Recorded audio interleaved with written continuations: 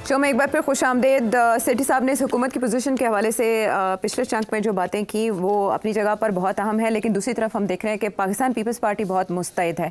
उनके रहनुमाओं की तकारीर से हमें पता चल रहा है कि इस वक्त पाकिस्तान पीपल्स पार्टी कुछ भांप रही है। सेठ साहब, बिलावल भुट्टो जरदारी साहब, आपने जैसे जिक्र भी किया कि पहले इतने गरज के साथ नहीं बात की जिस तरह से उन्होंने रात के जो ट्वीट है पीटीआई चेयरमैन का या उनके बयानात हैं उन पर उन्होंने बात की और उन्होंने कहा कि आर्मी चीफ पर भी इल्ज़ामात लगाए गए और चीफ जस्टिस के खिलाफ भी बात करके तौहीन अदालत की गई। रिजल्ट्स भुगतना होंगे इमरान खान साहब को। मेरा ख्याल है उनका बयान सुनवा दे, बॉडी लैंग्वेज ज़्यादा अच्छी पता चलेगी। जी, कल रात एक हमला किया है जनाब स्पीकर, जो कि एक बार फिर जमहूरियत पे एक हमला है। एक तरफ मौजूदा चीफ जस्टिस के खिलाफ कंटेम्प्ट ऑफ कोर्ट किया गया है, दूसरी तरफ आर्मी चीफ ऑफ स्टाफ पे सियासी इल्जामात लगाए गए। अगर खान साहब ने ये स्टेटमेंट दिया है और उन कॉन्सिक्वेंसेस को उसको भुगतना पड़ेगा जो मसले खान साहब के लिए बनेंगे और खान साहब की जमात के लिए बनेंगे और खुदा ना खास्ता हमारा जमहूरी निजाम के लिए बनेंगे, वो तो उनका जिम्मेदारी है। अगर खान साहब ने ये स्टेटमेंट नहीं दिया तो अब कायदे हिज़्ब इख्तिलाफ एक्सप्लेनेशन दे। क्या रवैया ये जाहिर करता है? खुदा न ख्वास्ता, क्या कहा? खुदा न ख्वास्ता की बात बताएं, क्या कहा? क्या होगा? सबको भुगतना पड़ेगा, पार्लियामेंट को भी, सियासी जमातों को भी, सब कुछ भुगतना और जिम्मेदारी इनकी होगी। ये थी असली बात। पहली बात तो ये है ना कि जी इन्होंने गद्दारी की है, चीफ जस्टिस को भी अटैक किया है, आर्मी चीफ को भी किया है, ये किया है, वो किया है, और इसके नताइज खतरनाक हुए। खुदा न ख्वास्ता सबको फिर तो यही है पैगाम, पीछे ये पैगाम है। ठीक, जो अब बिलावल भुट्टो को पता है वो पैगाम क्या है, उसे इस बात का एहसास है कि कितना सीरियस पैगाम है और उसके लिए पूरी तैयारी है कि अगर ये लोग ऐसे ही चलता रहा सारा कुछ तो ये नहीं चलेगा ऐसे। और उनको पता है फिर सबको भुगतना पड़ेगा, पीपल्स पार्टी को भी, नून लीग को भी और खान साहब को भी, सबको। बिकॉज अगर खान साहब के ख़िलाफ़ कुछ होता है तो फिर जो लोग उसका मसला हल नहीं कर सके वो भी जाएंगे। तो इसलिए I think Bilawal now realises कि this is not time for party के अंदर इश्यूज और विद नून लीग और ये वो। ठीक, अब इश्यूज बहुत सीरियस हो गए। उसको मैसेज मिल गया। ठीक है कि कल देखिए ना, परसों सारे हुआ क्या, मास्क लोग आ गए अंदर। जी पार्लियामेंट में। तो आपका क्या ख्याल है, जिनके लोग थे वो उन्होंने सोच समझ के भेजे ना पार्लियामेंट के अंदर, वो कोई पैगाम दे रहे थे ना पार्लियामेंट को। तो अगर ऐसे है तो आप गलत फहमी में ना रहें। इनका क्या आगे से रवैया आया पार्लियामेंट का? पैगाम सबके लिए था। ये मैंने कल भी कहा था, ये सिर्फ पीटीआई के लिए नहीं था, ये सबके लिए था। स्पीकर के लिए भी था और नून लीग और पीपल्स पार्टी के लिए भी था, क्योंकि पार्लियामेंट उनकी भी तो है, उन्हीं की मेजॉरिटी है, उसको वायलेट किया।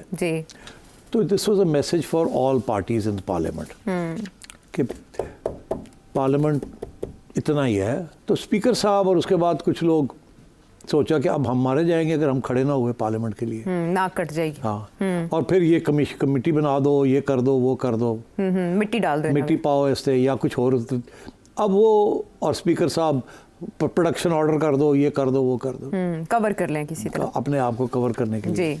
अब उन्होंने कवर तो कर लिया, मगर इसका ये मतलब है जिन्होंने ये पैगाम भेजा था, मेरा ख्याल है वो सोच रहे होंगे तुझे हाली भी गल समझ नहीं आई, तुसी हाली भी पॉलिटिक्स खेड रहे हो, ਤੁਹਾਨੂੰ ਸਮਝਾਉਣ ਦੀ ਕੋਸ਼ਿਸ਼ ਕੀਤੀ ਜਾ ਰਹੀ ਹੈ ਕਿ ਸਿਚੁਏਸ਼ਨ ਇੱਥੇ ਪਹੁੰਚੀ ਹੈ ਔਰ ਤੁਸੀਂ ਹੁਣ ਉਹਨਾਂ ਦੇ ਨਾਲ ਮਿਲ ਕੇ ਕਿ ਤੁਸੀਂ ਸਾਨੂੰ ਰੋਕਦੇ ਪਏ ਹੋ ਕਿ ਅਸੀਂ ਇਹ ਨਾ ਕਰੀਏ ਤੇ ਉਹ ਨਾ ਕਰੀਏ।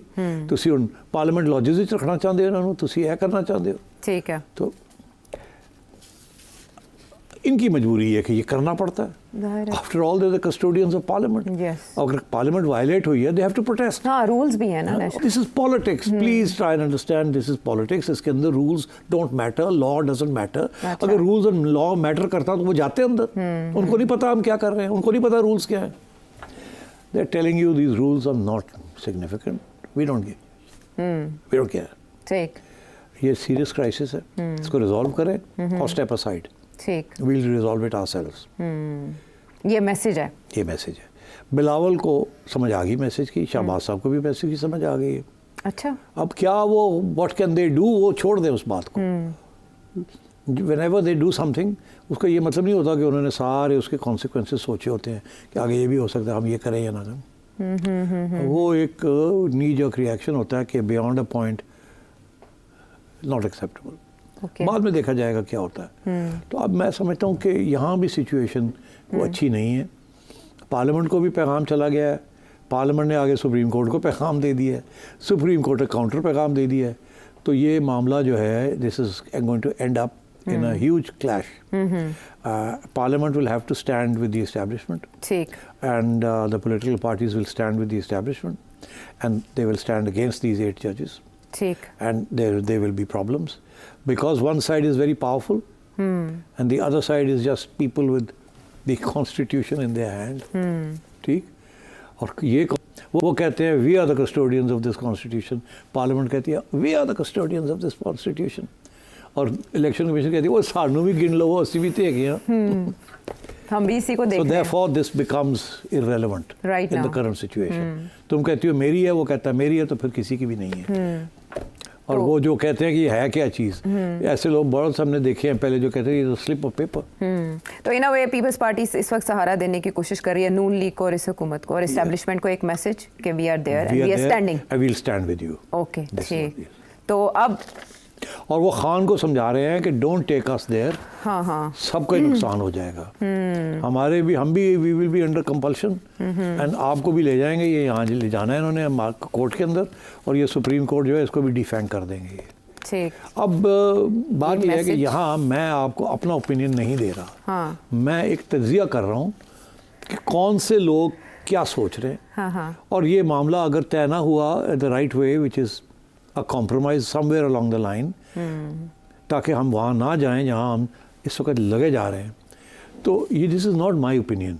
लोग समझते हैं जी कि मैं क्योंकि किसी का आपका ओपिनियन या किसी का ओपिनियन को एक्सप्लेन कर रहा हूँ तो वो समझते हैं जी कि सेठी से इसके करो। नहीं, I am not saying that, I am saying resolve it. If you don't resolve, मैं कौन हूँ रिजॉल्व करने वाला? Ayesha, I am nobody. I am only telling you कि आयशा कहती है ए होएगा तो मैं कहना ए होएगा, तो फिर दोनों लड़ पैणगे तो दोनों एक दूसरे को नॉकआउट कर देंगे, तो मुल्क का नुकसान हो जाएगा और जमहूरियत जितनी छोटी मोटी है वो भी फारग हो जाएगी। ये डायग्नोसिस है बेसिकली सिचुएशन का। हाँ, अब अगर एक डॉक्टर है वो आपको कहता है कि यार तुसी ਜਿਹੜੇ ਤੁਹਾਡਾ ਸ਼ੂਗਰ ਲੈਵਲ ਬੜਾ ਹਾਈ ਇਹਨੂੰ ਕੱਟ ਕਰੋ ਨਹੀਂ ਤਾਂ ਮਰ ਜਾਓਗੇ, ਤੁਸੀਂ ਕਹਿੰਦੇ ਲੋ ਜੀ ਤੁਸੀਂ ਤਾਂ ਕਹਿੰਦੇ ਪਿਓ ਕਿ शुगर जी बंद कर दियो।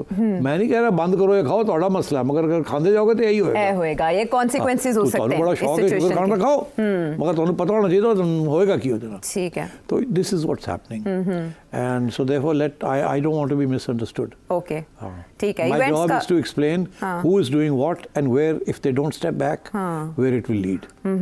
द टाइप ऑफ इवेंट्स जो हो रहे हैं, जिस तरह के वाक़यात हो रहे हैं, मुशाहिदात हो रहे हैं, उनका नतीजा मुमकिन तौर पर क्या निकल सकता है, वो नतीजे में ही मुमकिन होता है। बहरहाल जो सिग्नल इस वक्त पाकिस्तान पीपल्स पार्टी देने की कोशिश कर रही है या मुस्लिम लीग नून ने किसी तरह दी है, क्या वो डयाला में भी वैसे ही रिसीव किए जा रहे हैं, ये आने वाला वक्त बताएगा। कल का दिन है बहुत अहम। तो वापस आएंगे एक ब्रेक के बाद।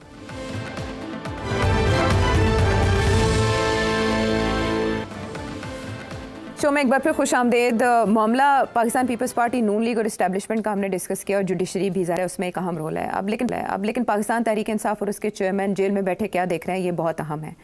पीटीआई के इस जलसे के बाद से 8 सितंबर के बाद से हमने कोलिजन में इजाफा ही देखा, लेकिन जो अगला जलसा होने जा रहा है वो ज़्यादा धमाका खेज इसलिए होगा कि वो लाहौर में होगा। इस्लामाबाद केपी की हदूद से बाहर था, ठीक है, वहाँ कर लिया। लाहौर में आना कितना बड़ा एज दे सकता है पाकिस्तान तहरीक इंसाफ को? देखिए, खान साहब ने एक जलसा अनाउंस करके रिवर्स किया, फिर एस्टेब्लिशमेंट के ऊपर बड़े इल्ज़ाम लगा दिए जी। उसके बाद और सख्त बात की, अब हम लाहौर जाएंगे, यही है ना जी।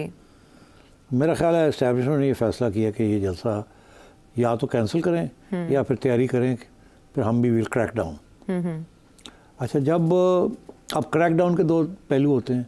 एक तो ये वो कहते हैं कि हम बैन कर दिया, हमने जलसा नहीं कर सकते, इजाज़त ही ना दें, वो भागे जाएंगे सुप्रीम कोर्ट के पास जी कि इजाज़त दो, या हाई कोर्ट के पास इस्लामाबाद, वो कहेंगे करो जैसे पहले हमेशा इजाज़त मिलती रही है। वो कहेंगे जी ये टर्म्स एंड कंडीशंस है, वो तो कहेंगे करो। तो फिर क्या होगा?